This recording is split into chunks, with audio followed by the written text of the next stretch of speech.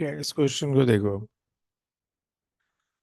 हमारे को दिया हाइट एज से फॉल की, इलास्टिकली कोलाइड की, एंड सेकंड टाइम वो कहाँ कोलाइड करेगी, मतलब इंक्लाइंड सरफेस पे कितने डिस्टेंस पे। नॉर्मल इलास्टिक या कोलिजन्स का जो कंसेप्ट होता है, whenever a body collides with a surface, the component of velocity which is parallel to the surface remains unchanged, and अगर इलास्टिक कोलिजन है इंक्लाइंड प्लेन के साथ, तो component of velocity perpendicular to the inclined plane gets reversed. ठीक है, ये basic concept है कि पैरेलल कंपोनेंट जो होगा इंक्लाइंड प्लेन के वो चेंज नहीं करेगा, जो परपेंडिकुलर कंपोनेंट है वो रिवर्स हो जाएगा। अब मैंने बॉडी को ड्रॉप किया था हाइट एज से, तो when it collides with the inclined surface, तो इसकी वेलोसिटी थी √2gh। काइनेमैटिक्स का सिंपल फॉर्मूला u जीरो है, एक्सेलरेशन g है, तो v square is equal to u square plus 2as। तो when it strikes the inclined surface its velocity is √2gh। अब जब इसने इंक्लाइंड सरफेस को हिट किया विद वेलोसिटी √2gh,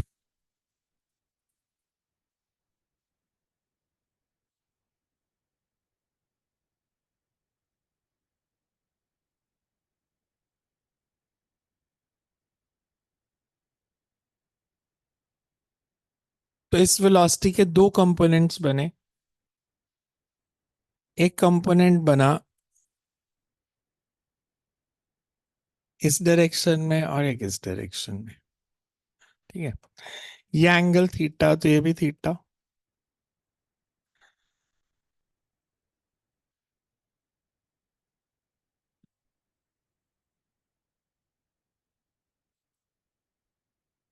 और ये √2gh साइन थीटा। ये कोलिजन से पहले की वेलोसिटीज है, कोलिजन के बाद ये तो चेंज करेगा नहीं बिकॉज ये पैरेलल टू इंक्लाइंड सरफेस है। और जो कंपोनेंट वेलोसिटी का इसके परपेंडिकुलर था ये रिवर्स हो जाएगा। मतलब कोलिजन के बाद इस डायरेक्शन में वेलोसिटी हो जाएगी,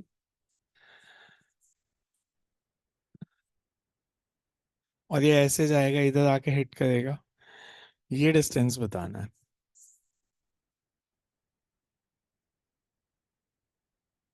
ठीक है, इसको मान लेते हैं हम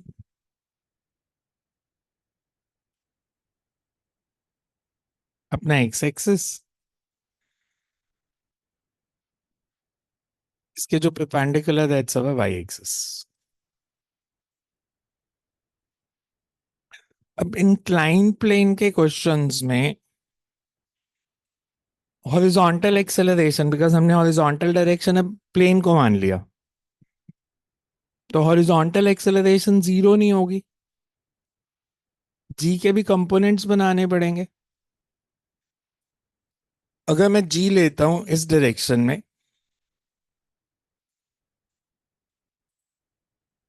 तो this will be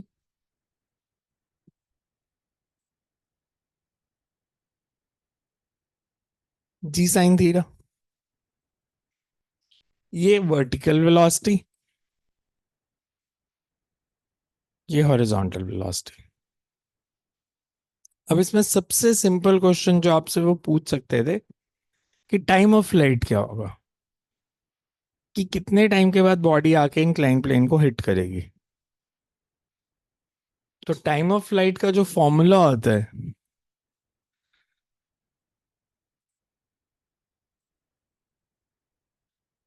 there is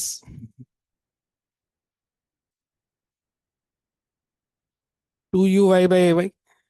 मैंने इसीलिए 11th में बोला था इसको एक्स एंड वाई कंपोनेंट्स की टर्म में याद रखना, ऐसे मत याद रखना 2u sin θ/g। इधर वर्टिकल वेलोसिटी कितनी है,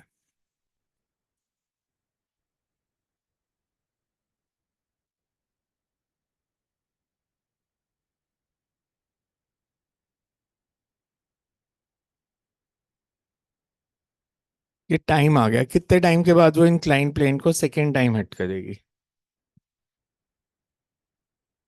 अब इस टाइम में डिस्टेंस कितना ट्रैवल करेगी, हॉरिजॉन्टल डिस्टेंस। तो आप हॉरिजॉन्टल डायरेक्शन कंसिडर करो।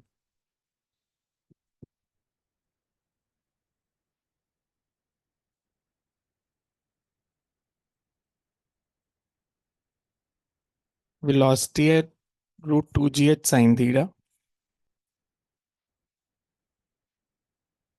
एक्सेलरेशन है g sine theta.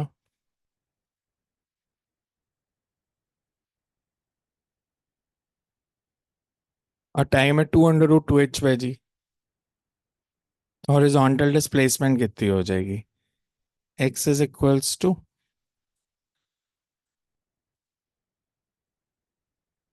Means √2gh sine theta into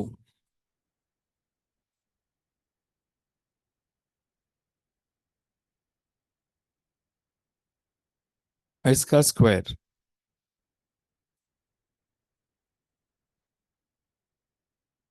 this comes out to B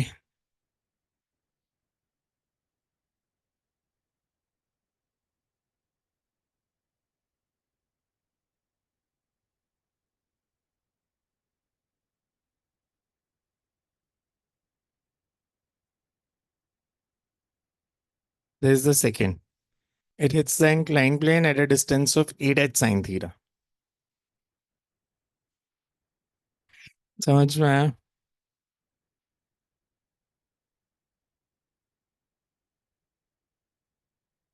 next देखो,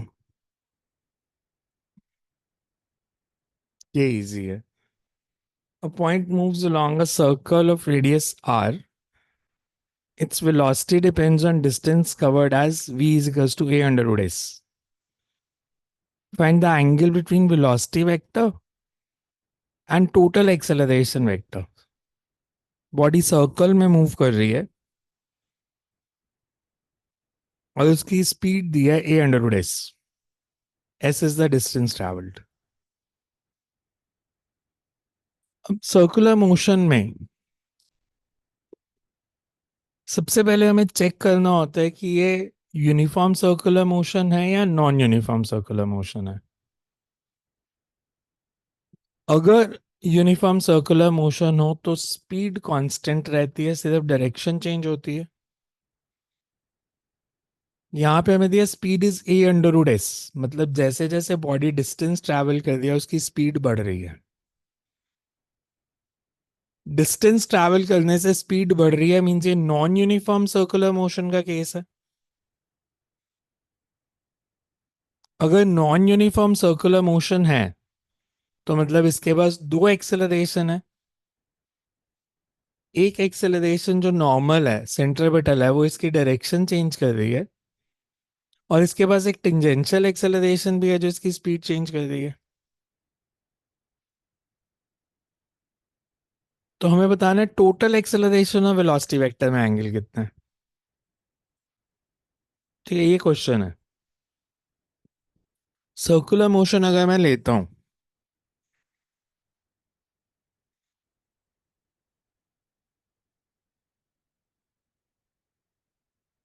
मान लो इस पॉइंट पे मैंने एक पॉइंट कंसिडर किया,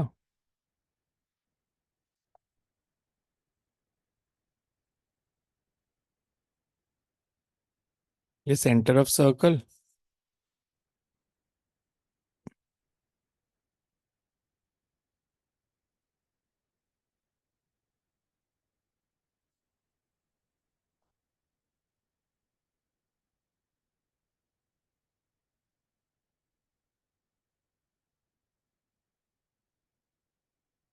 ये इसकी वेलोसिटी है, ये इसकी सेंट्रीपिटल एक्सेलरेशन और ये इसकी टेंजेंशियल एक्सेलरेशन। तो जो टोटल एक्सेलरेशन होगी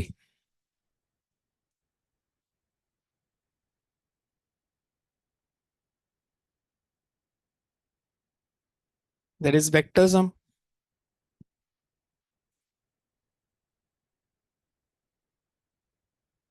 हमें ये एंगल बताना है कितना वेलोसिटी और एक्सेलरेशन वेक्टर में, so let it be theta. ठीक है, ये क्वेश्चन पूछा उन्होंने। अब हमें दिया है दैट एज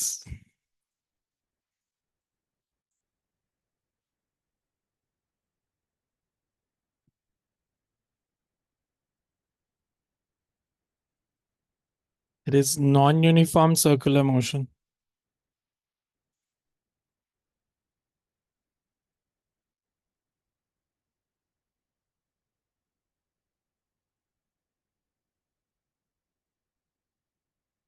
तो इसकी सेंट्रिपिटल एक्सेलरेशन तो हो जाएगी v square by are.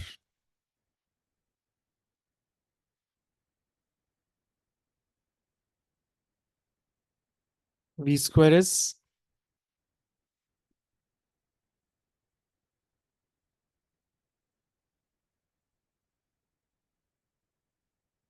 a square s by आर। इसकी tangential acceleration rate of change of speed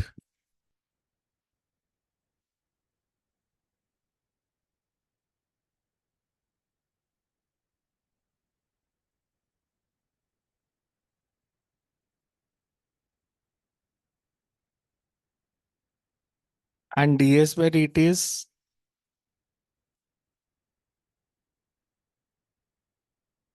तो इसकी टेंजेंशियल एक्सेलरेशन है a स्क्वायर बाय 2। ये सेंट्रिपिटल है, ये टेंजेंशियल है, तो tan थीटा कितना हो जाएगा? मतलब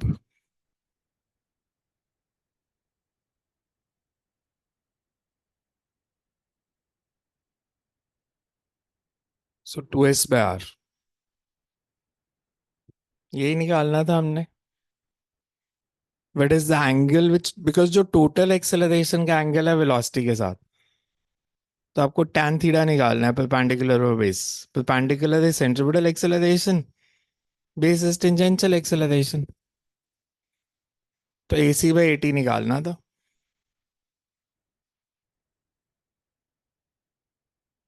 सिमिलर दिया है, पहले कुछ डिफरेंट वाला कर देते हैं फिर करते हैं।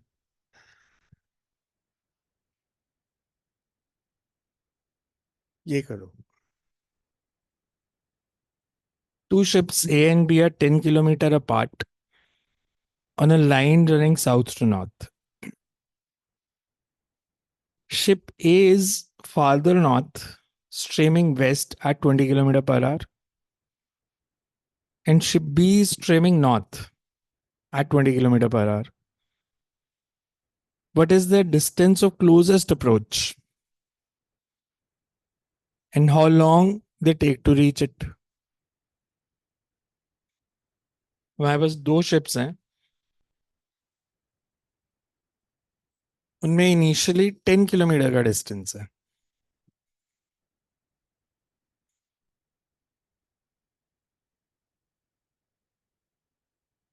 हमें दिया एक शिप इधर मूव कर रहा है टुवर्ड्स वेस्ट और एक जा रहा है टुवर्ड्स नॉर्थ।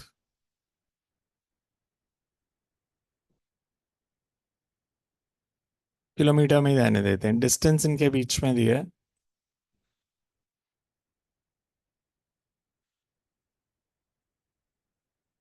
वेस्ट है तो -x डायरेक्शन। हमने बताना है distance of closest approach, because accelerations नहीं दी, रिलेटिव एक्सेलरेशन है नहीं। जब दो बॉडीज की मोशन में रिलेटिव एक्सेलरेशन नहीं होती, तो वी कैन से उनकी जो रिलेटिव वेलोसिटी है वो कांस्टेंट होगी, because v is equal to u plus AT। अगर a 0 है तो रिलेटिव वेलोसिटी कांस्टेंट हो जाएगी v is equal to u। Constant velocity क्या होती है? जिसका मैग्नीट्यूड और डायरेक्शन दोनों कांस्टेंट हो। Now, when we say that relative velocity is constant, अगर मैं बोलूं velocity of A with respect to B, इसका फिजिकली मतलब होता है कि मैंने अगर बी को रेस्ट पे मान लिया तो उसको क्या लगेगा, एक ऐसे मूव कर रहा है, that is relative. Relative velocity of A with respect to B means if B is assumed to be at rest, what will be the velocity of A for B? Mathematically हम लेते हैं velocity of A with respect to B is VA minus VB. Velocity of A with respect to B.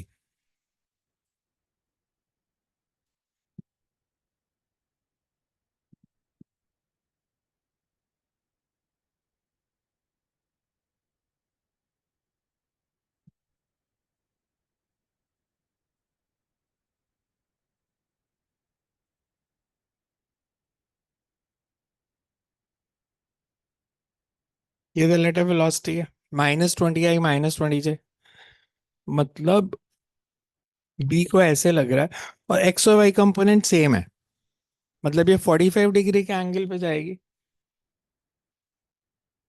B को actual में लगेगा कि A जो है वो ऐसे मूव कर रहा है 45 डिग्री के एंगल पे.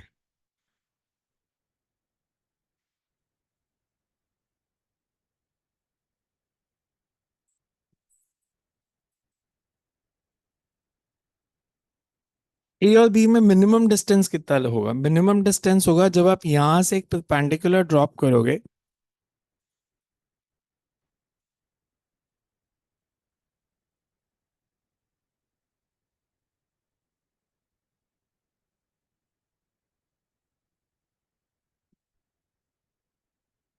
बिकॉज बी को लग रहा है ये तो ऐसे जा रहा है, तो परपेंडिकुलर डिस्टेंस से मिनिमम डिस्टेंस होता है.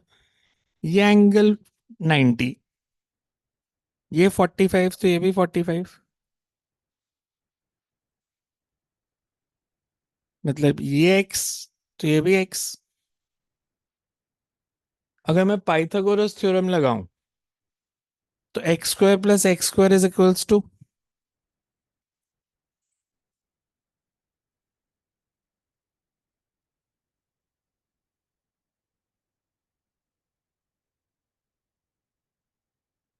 We can say the minimum is,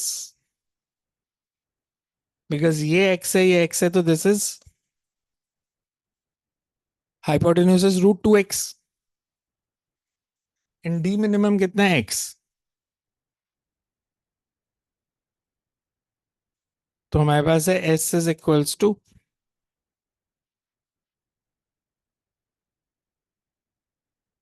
s/√2 और s है 10.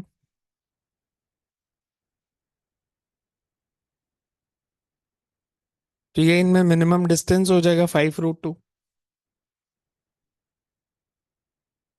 अब यहां से p तक आने में टाइम कितना लगेगा?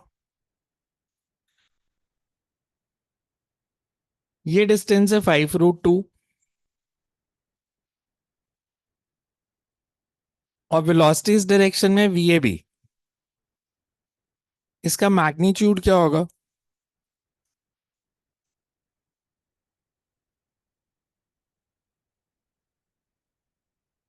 √20. तो डिस्टेंस अपॉन वेलोसिटी. 15 मिनट के बाद इनके बीच में जो डिस्टेंस होगा दैट विल बी मिनिमम. समझ में आया कैसे किया?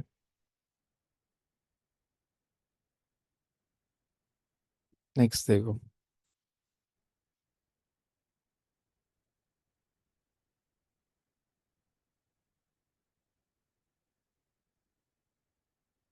चलो ये कर दो. A wheel rotates on a stationary axis so that rotation angle phi varies with time as phi is equals to at², where a is given.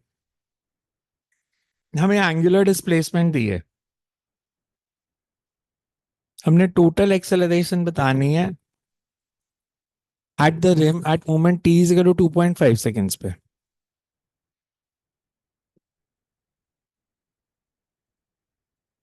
Because phi दिया है. एंगुलर डिस्प्लेसमेंट दिया है, इसको एक बार ही डिफरेंशिएट करेंगे तो you will get angular velocity, दो बार ही करेंगे तो एंगुलर एक्सेलरेशन।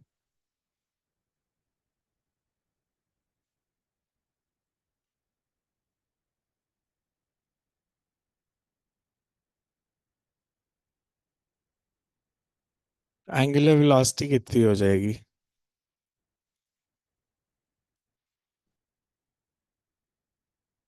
और एंगुलर एक्सेलरेशन?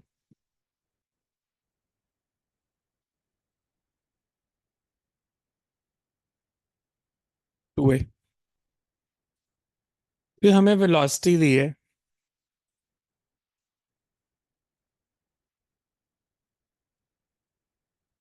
Given that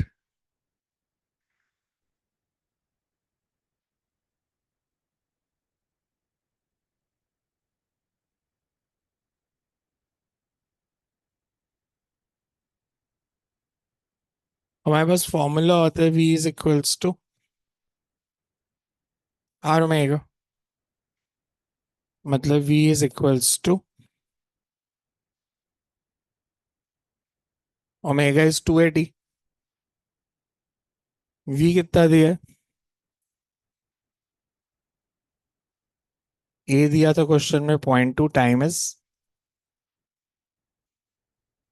2.5। तो r की वैल्यू आ गई 1.65।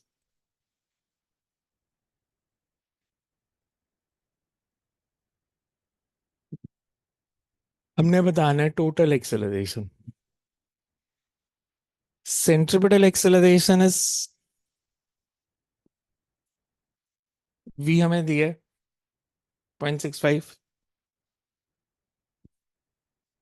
Radial acceleration, tangential acceleration r alpha,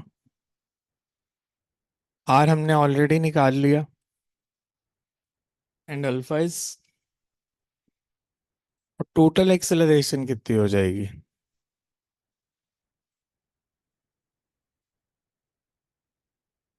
under root of a c square plus a t square.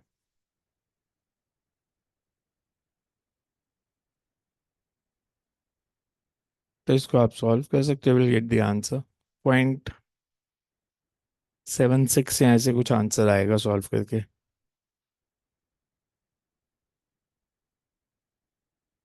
समझ में आया कैसे किया?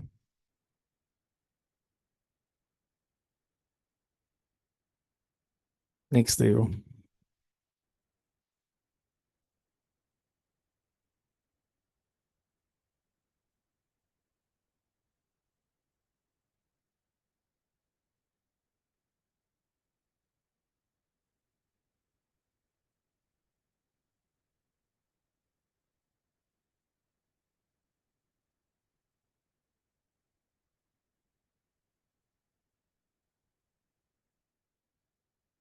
हमें दिया two projectiles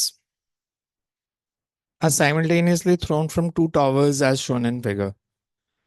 If the projectile collides in midair, then find s between them.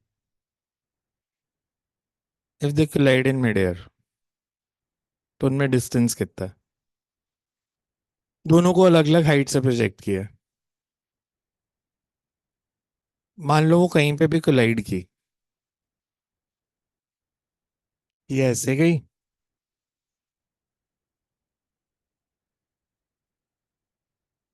यहाँ पे कोलाइड की,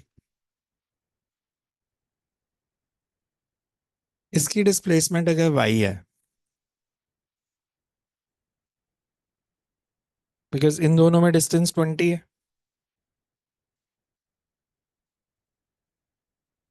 तो हम रिलेटिव से सॉल्व कर सकते हैं। वर्टिकल डायरेक्शन में डिस्प्लेसमेंट है 20, वर्टिकल वेलोसिटी पता है, दो रिलेटिव, और रिलेटिव एक्सेलरेशन कितनी है वर्टिकल डायरेक्शन में? 0।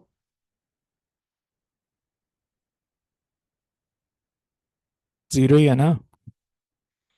तो अगर मेरे को टाइम बताना है वो कब कोलाइड करेंगे, तो we can say vertical displacement